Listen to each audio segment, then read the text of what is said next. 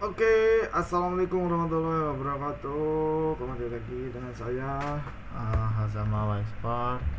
Oke, di sini saya akan membuat sebuah video presentasi tentang people learning sebagai tugas dari mata kuliah organisasi dan arsitektur komputer. Oke, langsung saja.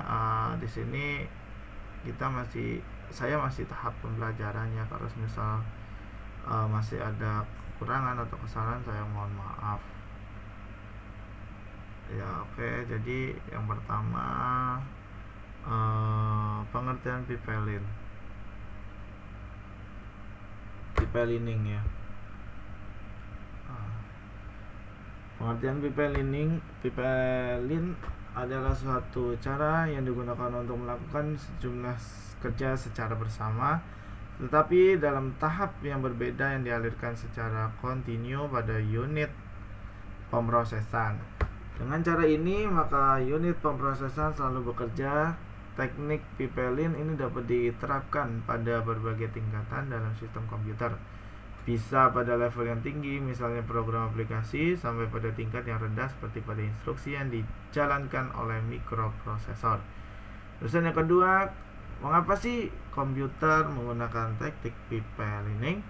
Oke, untuk di dalam komputer itu sendiri ya, sebagaimana terdapat people learning ini digunakan untuk untuk drive for computing, speed never ends, terusan performance from architecture or organization point of view are limited, so clock speed enhancement is done, terus but more improvement shall be solved from, dan seterusnya ya ini teman-teman.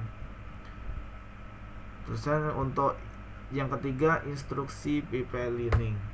Tahapan people learning itu yang pertama mengambil instruksi dan membufferkannya. Terus yang kedua, ketika tahapan kedua bebas, tahapan pertama mengirimkan instruksi yang dibufferkan tersebut. Dan yang ketiga, pada saat tahapan kedua sedang mengeksekusi instruksi, tahapan pertama memanfaatkan siklus.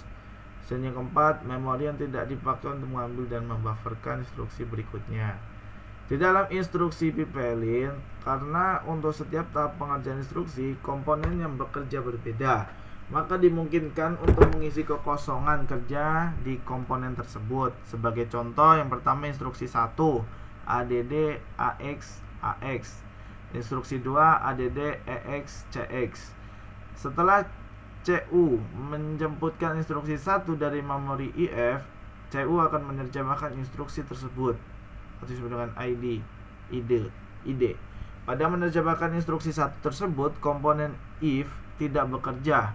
Adanya teknologi people learn menyebabkan if akan menjemput instruksi 2 pada saat it menerjemahkan instruksi 1. Demikian seterusnya pada saat CU menjalani instruksi 1 EX, instruksi 2 diterjemahkan ID. People learned computation. Dalam teknik people learn, problem dibagi menjadi deretan yang harus dilaksanakan satu setelah lainnya. Setiap tugas lainnya akan dieksekusi oleh proses atau prosesor yang berbeda. Contohnya P0, P1, P2, P3, 4, P5. Gambar proses people learn. Tulisan gambar 2 people learn untuk penjumlahannya. Misal sum, tulisan S in, S out, S in, S out, S in, S out, S in, S out. Ya, ini A. Ini lambang apa nih? Tuh. Ini A0, 1, 2, 3, 4. Terusan selanjutnya contoh lainnya filter frekuensi, menghilangkan frekuensi tertentu, katakan F0, F1, F2, F3 dan seterusnya. Signal FT, signal dapat dilewati people learn dari kiri. Ya, ini contohnya signal without frekuensi F0, F1, F2, F3. Terusan ini F1, sin out. Terusan filtered signal F0, 1, 2, 3, 4. Gambar people learn untuk filter frekuensi. People learn dapat meningkatkan kecepatan untuk problem yang sekuensial dalam 3 komputasi. Yang pertama, jika lebih dari suatu instance dari problem yang akan dieksekusi. Terus yang kedua, jika ada deretan item data yang harus diproses, masing-masing membutuhkan operasi ganda. Dan yang ketiga, jika informasi untuk memulai proses berikutnya dapat diberikan sebelum proses selesai melaksanakan operasi internalnya. Misalnya di dalam ruang waktu pipelin tipe 1, nah ini P1 ini M. Diagram ruang waktu pipelin ya. Nah, contohnya ini P0, P1, P2, P3, P5, instance 1, instance 2, instance 3, instance 4, instance 7. Misalnya ini min 1, min 1, min 1, min 1. Jadi kayak anak tangga ya. Nah, ini 1, 2, 3, 4, 5, 6, 7 1, 2, 3, 4, 5, 6, 7. Kemungkinan kalau misalnya ini tipe 2, ini mundur ke sini, terusan nanti mundur dan seterusnya. Mungkin seperti itu kali ya teman-teman. Time itu waktu. Nah, ini instance 0, instance 1, instance 2, instance 3, instance 4 ya. Jadi ini 1, 2, 3, 4, 5, 7 instant time. Semisal instant 0 otomatis dari pertama ya, P0 1 2 3 4 5 min 1 min 1 min 1 min 1. Misal nih hitungannya gini aja lah, ini 0. Kalau 0 berarti full sempurna dari awal. P0 P1 P2 P3 P5. Instant 1 otomatis min 1. Oh, 0 nya dari sini 1 2 3 4 5. Terus berikutnya instant 2 ini kosongin 2, terus masukin sini 01 5. Instant 4 otomatis kita mundurin ya minusnya 1 2 3 4. Nah, ini seperti ini diagram ruang waktu alternatif. Nah, ini kan 0 otomatis dari depan, terus min 1 min 2 min 5 ibaratnya itu seperti ini, kayak seperti anak tangga ya teman-teman. Tinggal tergantung dari pipelin tipe 1, kalau enggak ini yang diagram waktu alternatif. Selanjutnya diagram ruang waktu pipelin tipe 2. Nah, ini input sequence D9, D8, D7, D6, D5, D4, D3, D2, D1, D0. Nah, ini ada P0, P1 dan 1 sampai P9 pipelin struktur P-1. Ini di sini kan ada P0 1 sampai dengan 9, otomatis taruh sebelah sini ya. Terusan kita menghitung input sequence-nya, timing diagramnya, pemrosesan pipelin 10 elemen data. Nah, ini misal di sini dimulai dari D0 ya, D0 21 dan berikutnya dan selanjutnya sampai P9 nih. Dibadan 1 2 3 4 5 6 9. Nah, ini di sini. Badannya sampai D6 ya. Ini masih ada seterusnya.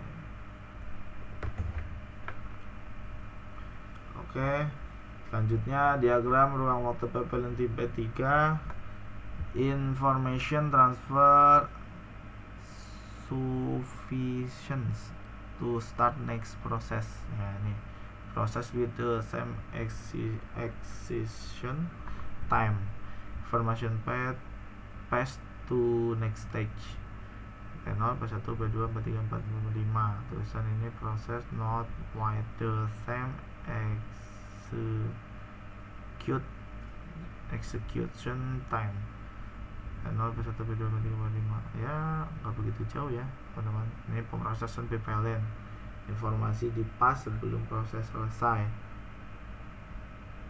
Selanjutnya, jika jumlah tahap lebih besar dari jumlah proses dalam pipelin, kelompok tahap dapat di-assign untuk tiap proses. Nah, iya, ini proses 0, proses 1, proses 2, P0, proses 2, 3, 4, 5 sampai 11. Ini partitioning proses untuk prosesor. Selanjutnya berikutnya platform komputisasi untuk aplikasi pipelin. Ini host komputer ya, multiprosesor. Nah, ini host, terus ada multiprosesornya, sistem dengan konfigurasi. Misalnya contoh program penjumlahan angka, ini P0, P1, P2, P3, P4. Nah, ini ya 1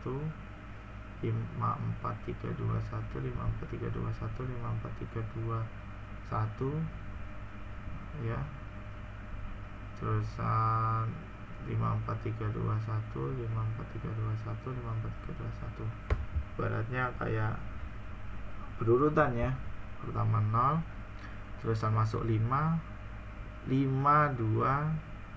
masuk 2 terusan otomatis kosong ya, ini terusan akhirnya 43 masuk satunya, terus 5 1 2 banyak masuk, terusan turun lagi 5 3 3 nya masuk, otomatis 5 3 2 1 terusan dan seterusnya. Terusan 4 masuk, 5 4 3 2 1 terusan 5 4 3 3 masuk 2 1 terusan 5 4 3 2 1 otomatis 2 nya di sini, 1 nya di sini ya. 5 4 3 2 1 2 1 1 nya di sini, terusan akhirnya 1 nya masuk. Algoritma dasar untuk proses PI adalah RCV dan number PI-1 if number lebih dari X, sen dan X PI plus 1 X sama dengan number, terusan else sen dan number PI plus 1. Dengan n angka, berapa banyak proses yang akan diterima diketahui diberikan oleh n min i. Berapa banyak yang dipas ke depan juga diketahui diberikan oleh n min i min 1. Karena satu dari jumlah yang diterima tidak pas ke depan, maka loop sederhana dapat digunakan. Loop itu lompat. Contohnya ini gambar 14, pipelin untuk sorting menggunakan instruction sort series of number x n min 1 titik x1 x0 compare x marks largest number next largest number smaller number. Pesan ini instruction sort dengan hasil kembali ke proses master menggunakan konfigurasi baris 2 arah. Ini kan satu arah. Nah, yang ini 2 arah.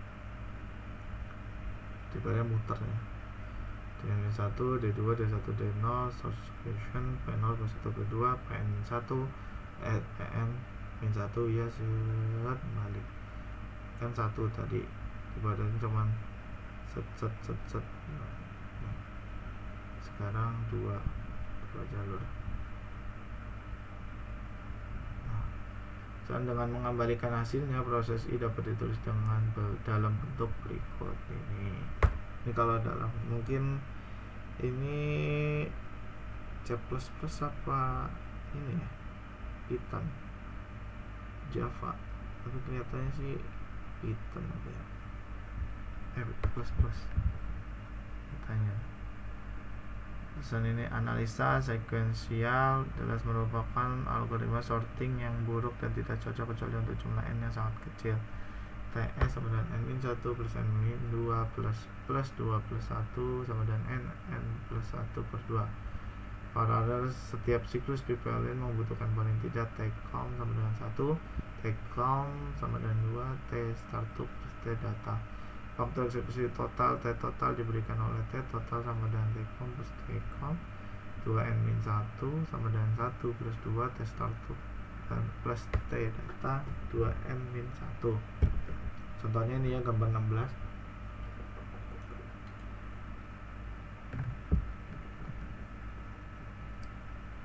Sorting path returning sort number 2n min 1 P0 1 2 3 4. Time-nya sum for n sama dengan 5. 2 3 4 5 2 ke 4 sum for n sama dengan 5 ya. Padahal ini 1 kan kosong ya, tadi kembali kosong, masih full min 1 min 2 min 3 min 4. Terus karena ini sum for n sama dengan 5, otomatis ini dikosongin. Terusan logikanya ini ya, apa namanya, pakainya berarti seperti itu mungkin ya. Nah, ini diisi setelah sum for n sama dengan 5 seperti itu. Saat pembangkit bilangan prima, deretan integer dibangkitkan dari 2. Bilangan pertama 2 adalah prima dan disimpan. Seluruh kelipatan bilangan ini dihilangkan karena bukan merupakan bilangan prima. Proses dilakukan secara berulang untuk bilangan berikutnya. Algoritma membuang non prima dan meninggalkan hanya bilangan prima. Kode sekuensialnya seperti ini, umumnya menggunakan array dengan nilai awal 1 true dan di set 0 false jika indeks elemen bukan bilangan prima. Dengan menyatakan angka terakhir adalah n, maka dapat ditulis for i sama dengan 2 dan seterusnya ini. Array. Lab sederhana menghasilkan array untuk mencari bilangan prima. Terusan kode sequential, waktu sequential. Ada waktu sequential. Jumlah iterasi sangat tergantung dari bilangan prima tersebut. Ada n per 2 min 1, kelipatan 2 n per 3 min 1, terusan kelipatan 3 dan seterusnya, sehingga total waktu sequential yang dibutuhkan T5 sama dengan n per 2 min 1 plus n per 3 min 1 plus n per 5 min 1 plus n per akar n min 1. Dengan asumsi komputasi pada tiap iterasi sama dengan satu langkah komputasional, kompleksitas waktu sekuensial adalah O n pangkat 2. Dan ini gambar bipolar untuk bilangan prima 1, 2, 3 prime number, 2 prime number, 3 prime number. Kode untuk proses pi berdasarkan atas. Nah, ini setiap proses tidak akan menerima jumlah angka yang sama dan tidak diketahui sebelumnya, menggunakan message terminator yang dikirim pada akhir urutan P0, P1, P2, P1. Menyelesaikan sistem persamaan linear kasus khusus. Contoh tipe 3, proses dapat menunjukkan pekerjaan yang setelah mempassing informasi. Untuk menyelesaikan persamaan linear dalam bentuk apa? Triangular. Ini seperti ini, di mana A dan B adalah konstanta dan X adalah yang akan dicari. Terus substitusi balik. Pertama, X0 dapat dilihat dari persamaan terakhir X0 sama dengan B0 per A0, 0. Nilai untuk X0 disubstitusi ke persamaan berikutnya untuk mendapatkan X1. X1 sama dengan B1 min A1, 0 X0 per A1, 1. Nilai X0 dan X1 disubstitusi ke persamaan berikutnya untuk mendapatkan X2. X2 B min 2 min A2 Ox 0 X0 min A 2,1 X1 per A 2,2. Begitu seterusnya sampai seluruhnya diketahui. Agak rumit juga ya teman-teman. Nah, ini solusi bipelin P0, P1, P2, P3, komput X0, X0 komput X2, X0, X1 komput X2, X0, X1, X2 komput X3, X0, X1, X2, X3. Menyelesaikan set persamaan linear upper triangular menggunakan bipelin. Bipelin tahap pertama menghitung X0 dan dipas ke tahap kedua yang menghitung X1 dari X0 dan mempas kedua X0, dan X1 ke tahap berikutnya untuk menghitung X2 from X0 dan X1 dan seterusnya, X0, X1, X2, X3. Proses ke I, 0 kurang I kurang dari N, dari mana nilai X0, X1, X2, titik X I min 1 dan menghitung XI dari persamaan. Nah, ini rumusnya kecil sekali ya. XI sama dengan B I min 1 AI C XC, C sama dengan 0 per AI. Ini kode sekuensialnya, konstanta A, I, C, dan B disimpan dalam array A dan B, dan nilai untuk yang dicari disimpan dalam array X kode sekuensialnya. Kode paralel. Pseudocode proses PI1 kurang dari I kurang dari N dari satu versi bipelin adalah ini. For J kurang 0, J kurang I. Adalah komputasi tambahan yang dilakukan setelah menerima dan mengirim ulang nilai. Nih, gambar 5.19. Ini pemrosesan bipelin menggunakan substitusi balik.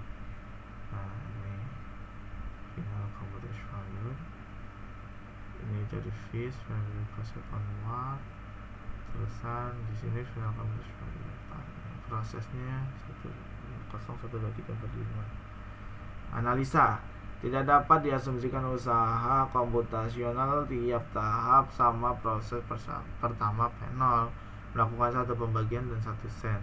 Proses ke I 0 kurang dari I kurang dari N min 1 melakukan I rek V SI sen SI perkalian atau penjumlahan, satu pembagian atau pengurangan, dan akhirnya sen total 2I plus 1. Waktu komunikasi dan 2I plus 2 langkah komputasional. Diasumsikan bahwa perkalian, penjumlahan, pembagian, dan pengurangan tiap satu langkah.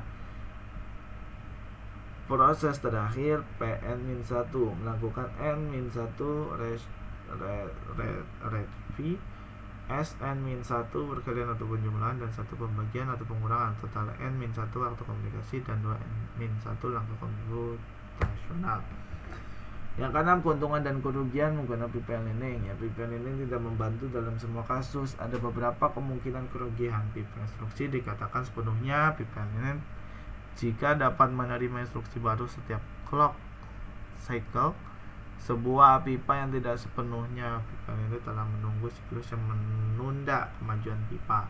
Keuntungan dari PP-Learning, waktu siklus prosesor berkurang sehingga meningkatkan tingkat instruksi dalam kebanyakan kasus. Lebih cepat selesai.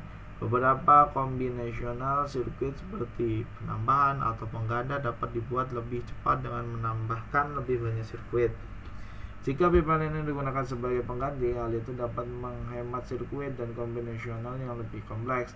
Pemrosesan dapat dilakukan lebih cepat dikarenakan beberapa proses dilakukan secara bersamaan dalam satu waktu.